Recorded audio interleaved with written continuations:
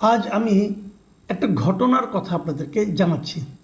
এটা ঢাকার ঘটনা নয়, ঢাকার বাইরের ঘটনা, কিন্তু এই একটা ঘটনা দিয়ে পুরো দেশে মানুষের মনোজগতে কি পরিবর্তন আনার চেষ্টা চলছে সেটা আপনারা একটা ধারণা করতে পারবেন এখান থেকে। ঘটনাটা হলো লালমনিরহাটে, একদম সীমান্তবর্তী শহর লালমনিরহাট। সেই লালমনিরহাট শহরের বিডিআর রোডে লালমনিরহাট শিশু পার্ক সংলগ্ন মুক্তিযুদ্ধ স্মৃতি স্মারক মঞ্চের একটা মুরাল আছে।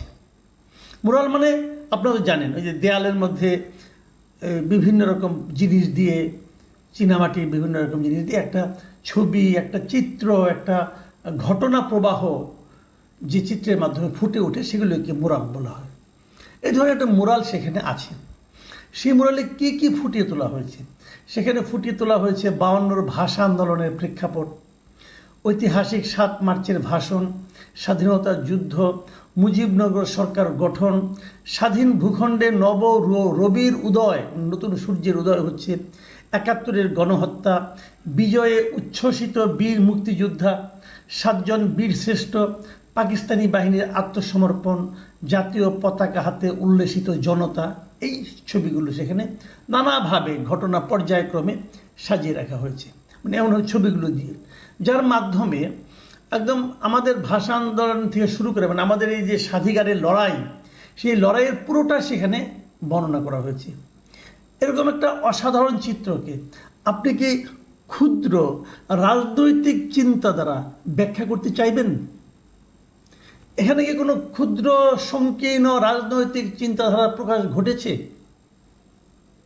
এই পুরো ঘটনাটা যে মুরালটা আছে, সেই মুরালটার কপালে কি ঘটেছে সেটা শুনুন। তার কপাল হলো যে গত 16ই ডিসেম্বর, এই কিছুদিন আগে, যেটা হয়ে গেল 3 মাস আগে, সেই 16ই ডিসেম্বরে এই পুরো মুরালটাকে কাপড় দিয়ে ঢেকে দেওয়া হয়েছিল। কেন দেওয়া হয়েছিল কেউ জানে না। প্রশাসন এই কাজটা করেছিল, জেলা প্রশাসন। তার রিপিটেশন দেখা গেল গতকালকে 26শে মার্চ, আমাদের স্বাধীনতা দিবসে। ঠিক স্বাধীনতা দিবসের দিনও এই মুরালটাকে কাপড় দিয়ে ঢেকে দেওয়া হয়েছিল। কেন কাপড় দিয়ে ঢেকে দেওয়া হলো? কারণটা কি? ওখানকার যে স্থানীয় প্রশাসন, মানে জেলা প্রশাসক, তাকে জিজ্ঞাসা করা হয়েছিল, আপনি এটা কেন কাপড় দিয়ে ঢেকে দিয়েছেন মুরালটিকে? এই জেলা প্রশাসক HM রকিব হায়দার, উনি একটা জবাব দিয়েছিলেন, অসাধারণ জবাব। তিনি বলেছেন যে 2024 সালের জুলাই বিপ্লবের চেতনার সঙ্গে সামঞ্জস্যপূর্ণ প্রতীয়মান না হওয়ায় মুরালটি কাপড় দিয়ে ঢেকে দেওয়া হয়েছে। মানে এই মুরালটা 2024 জুলাইয়ের যে বিপ্লব, তার চেতনার সঙ্গে নাকি সামঞ্জস্যপূর্ণ হয়নি। কে বলল হয়নি? কোন আদালত বলেছে হয়নি? কে অথরিটিটা? কে? মিস্টার রকিব হায়দার, আপনি কি সে অথরিটি?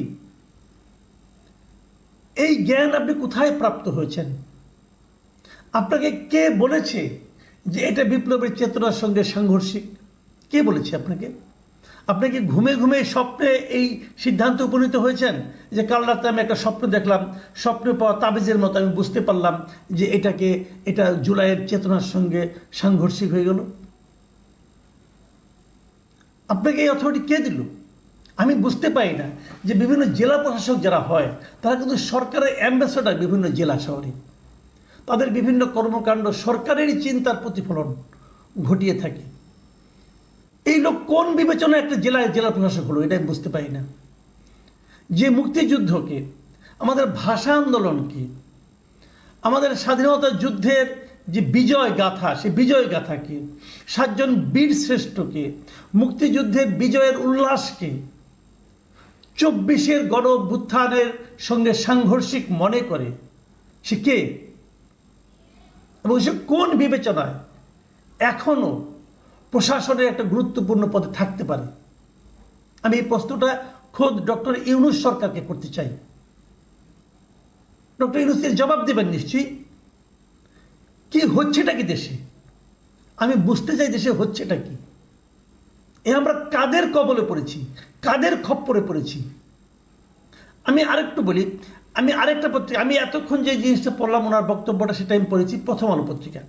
প্রথম আলো থেকে ওনাকে জিজ্ঞাসা করা হয়েছিল, জিজ্ঞাসা করার পর উনি এই জবাবটা দিয়েছেন। উনি এছাড়া এর বেশি কিছু আর বলতে রাজি হন নাই, মানে বলবেনই না কথা।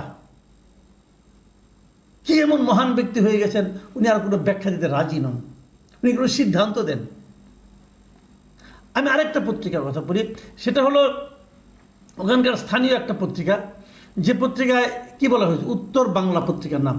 সে পত্রিকায় বলা হয়েছে যে তারা নাকি জিজ্ঞাসা করেছিল, তাদেরকে এই জেলা প্রশাসক বলেছেন যে বৈষম্য বিরোধী ছাত্র আন্দোলন ও স্থানীয় ছাত্র জনতার দাবির মুখে তারা নাকি এই কাজটা করেছেন।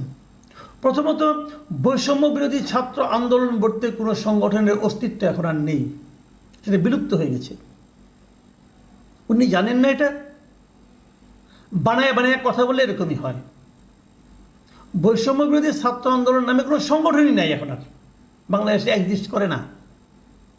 তারা নাকি দাবি করছে তাকে বায়বীয় সংগঠনের বায়বীয় দাবি। আর কে করছে? স্থানীয় ছাত্র জনতা, তারা নাকি দাবি করছে। দাবিটা কবে করলো, কিভাবে করলো, ওনার কাছে কোনো ডকুমেন্ট আছে?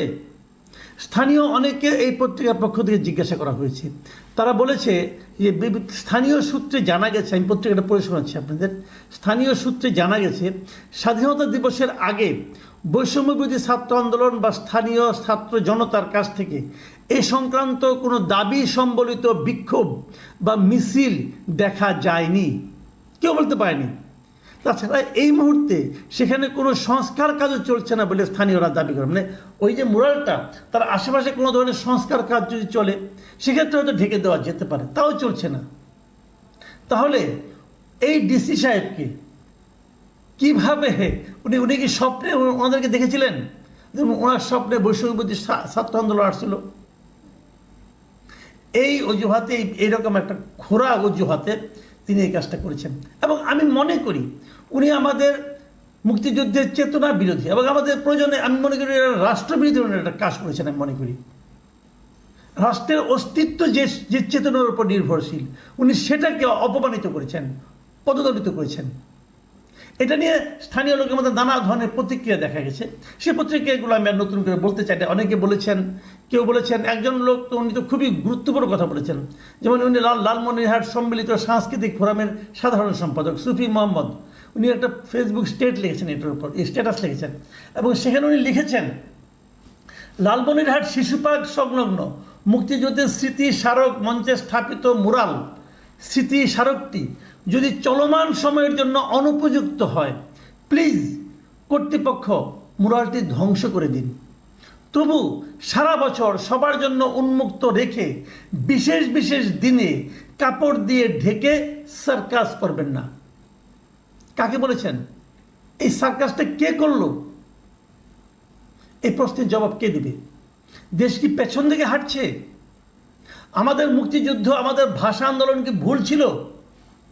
এবং সেই ভুল ধরিয়ে দেওয়ার জন্য এই সমস্ত রাকিব হায়দাররা কি দায়িত্ব নিয়েছে? এই দেশটাকে হাওয়ার উপরে চলবে? দেখুন প্রিয় দর্শক, আমি কিন্তু আসলে একটু উত্তেজিত এবং আমি বিরক্তও বটে যে কাদের হাতে আমরা দায়িত্ব দিয়ে রেখেছি। এই সমস্ত অযোগ্য, অথর্ব, পশ্চাৎপদ চিন্তার অধিকারীরা কি করে দায়িত্বশীল পদে থাকে, এটা আমি বুঝতে পারি না। দেখুন, আমি এর সঙ্গে আরেকটা জিনিস একটু পড়তে চাই, এটাকে আপনারা এর সঙ্গে মিলাবেন না, কারণ আমি এর সঙ্গে মিলাচ্ছি না, কিন্তু আমি বুঝাতে চাচ্ছি, বলতে চাচ্ছি, আপনাদেরকে অবহিত করতে চাচ্ছি যে দেশে আসলে মুক্তিযুদ্ধকে ভুলিয়ে দেওয়ার চেষ্টা চলছে। আমাদের মহান মুক্তিযুদ্ধ, যার উপর দাঁড়িয়ে আছে আমাদের দেশ, তাকে ভুলিয়ে দেওয়ার একটা প্রচেষ্টা চলছে এখানে। যেমন ধরুন, আমি যে খবরটা এখন পড়ব সেটা হলো গতকালকে জামাতে ইসলামের সেক্রেটারি জেনারেল মিস্টার গোলাম পরওয়ার তিনি কি বলেছেন।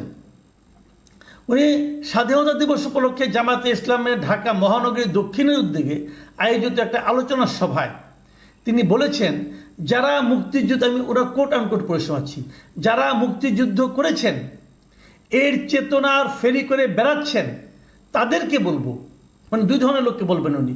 এক নম্বর, যারা মুক্তিযুদ্ধ করেছেন তাদেরকেও বলবেন, এবং এর চেতনার ফেরি করে বেড়াচ্ছেন যারা, তাদেরকেও বলবেন। আপনারা কিন্তু রাজনৈতিক স্বার্থে, ক্ষমতার স্বার্থে দিল্লির কাছে দেশ বিক্রির জন্য চুক্তিবদ্ধ হয়েছিলেন। মানে দিল্লির কাছে দেশ বিক্রির জন্য কারা চুক্তিবদ্ধ হয়েছিলেন? উনি যদি বলতেন যারা নাকি মুক্তিযুদ্ধ করেছেন তারা, যদি যারা নাকি মুক্তিযুদ্ধের চেতনা ফেরি করে বেড়াচ্ছেন, যদি তাদের কথা বলতেন আমার কোনো আপত্তি ছিল না। উনি প্রথমে বলেছেন যারা মুক্তিযুদ্ধ করেছেন এবং যারা এই চেতনা ফেরি করে বেড়াচ্ছেন, তারা যারা মুক্তিযুদ্ধ করেছেন তারা কি দেশ বিক্রির জন্য চুক্তিবদ্ধ হয়েছিলেন? আরও লিখেছেন উনি, সেদিন বাংলাদেশের প্রকৃত স্বাধীনতা অর্জিত হয়নি, গোলাম পরোয়ার অর্জিত হয়েছে কিনা সেটা আপনার কাছে শিখতে হবে, আমাদের এটা আপনার কাছে শিখতে হবে। প্রকৃত অর্জিত হয়নি উনি বলছেন। তারপর বলছেন যে কারণেই 24-এর গণ অভ্যুত্থানে দেশের কোটি কোটি মানুষ বলেছে এটাই আমাদের দ্বিতীয় স্বাধীনতা। মানেটা কি? মানে উনি কি 71-এর স্বাধীনতার সঙ্গে 24-এর গণ অভ্যুত্থানকে প্যারালাল নিয়ে আসছেন? অথবা উনি কি বলতে চাচ্ছেন যে 24-এর গণ অভ্যুত্থানের মাধ্যমে ওই স্বাধীনতা পরিপূর্ণতা লাভ করলো? তাহলে সেই স্বাধীনতা আমরা এখন, আজকে তো 7 মাস হয়ে গেছে, আমরা কি ভোগ করছি? গত 7 মাস ধরে আমরা যেটা ভোগ করছি, আমরা সেখানে 71-এর পরাজিত শক্তি যা নাকি গণহত্যার সঙ্গে জড়িত ছিল তাদের উল্লাস দেখতে পাচ্ছি। 71-এর পরাজিত যা নাকি আমাদের এখানে মানে লক্ষ লক্ষ মানুষের হত্যার জন্য দায়ী, লক্ষ লক্ষ মা বোনের ধর্ষণের জন্য দায়ী সহযোগী শক্তি, তাদের উল্লাস দেখতে পাচ্ছি আমরা এখন। আমাদেরকে মুক্তিযুদ্ধ ভুলিয়ে দেওয়ার চেষ্টা চলছে। এ ঠিক না। এদেশের মানুষ আপনাদের এই ন্যারেটিভকে মেনে নেবে না ভাই, এই লাইনে চিন্তা করেন না। আমার ধারণা ওই যে জেলা প্রশাসক লালমনিরহাটের, উনি এই গোলাম পরোয়ারের বক্তব্য দ্বারা মনোজগতে মানসিকভাবে এই বক্তব্য দ্বারা উনি প্ররোচিত এবং প্রভাবিত। উনিও ওই লাইনের লোক, এই জন্য আজকাল উনি এই কাজটা করতে পেরেছেন। আমি মনে করি সরকারের উচিত হবে এই ব্যাপারে একটা কঠোরতম ব্যবস্থা গ্রহণ করা, এবং এদেশের মানুষের উচিত হবে যারা নাকি আমাদের মুক্তিযুদ্ধকে ভুলিয়ে দিতে চাচ্ছেন তাদের ব্যাপারে সিদ্ধান্ত নেওয়া। আমি আবার বলি, যারা মুক্তিযুদ্ধের চেতনা এতদিন ফেরি করে বেরিয়েছেন, আমি আওয়ামী লীগ শাসন আমলের কথা বলছি, তাদেরকে যেমন এই জাতি প্রত্যাখ্যান করবে, নির্মমভাবে প্রত্যাখ্যান অলরেডি করেছে, এখন যারা জুলাইয়ের চেতনাকে ফেরি করতে চায়, যারা ধারণ করতে চায়, তারা তো আমরাও আছি, আমরা সবাই ধারণ করতে চাই, কিন্তু যারা এটাকে ফেরি করতে চায়, মানে এটা নিয়ে বাণিজ্য করতে চায়, ব্যবসা করতে চায়, তারাও একসময় এই দেশের এই জাতির কাছ থেকে প্রত্যাখ্যাত হবে।